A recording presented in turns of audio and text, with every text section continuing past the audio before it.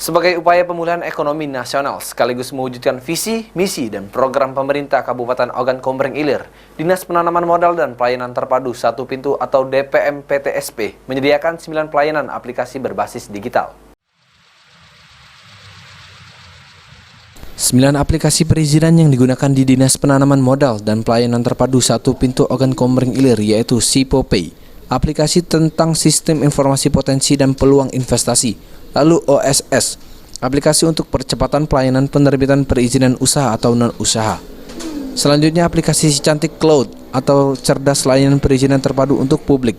Perlayanan perizinan berikutnya Si Anjali, aplikasi layanan perizinan yang siap antar jemput layanan perizinan berdasarkan zona terbatas. Dan SOS atau Service on the Spot, aplikasi layanan jemput bola atau layanan bergerak.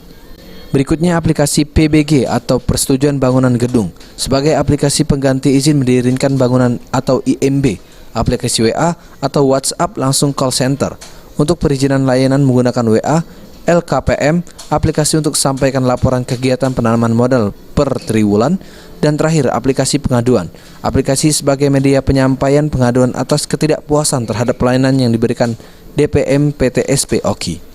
Jadi di sini kami akan menjelaskan ada beberapa kiat-kiat investasi di daerah ini melalui berbagai aplikasi.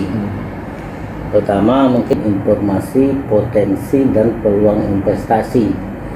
Jadi di situ dapat dilihat dan dapat diklik di aplikasi pelayanan ini dapat dilihat pada email bila mengalami hambatan atau keluhan dapat langsung disampaikan ke dalam kotak pengaduan yang ada di kantor DPM PTSP OKI. Serta bisa melalui website pengaduan dpmtpsp.kap.oki.go.id. Ahmad Romawi, PAL TV.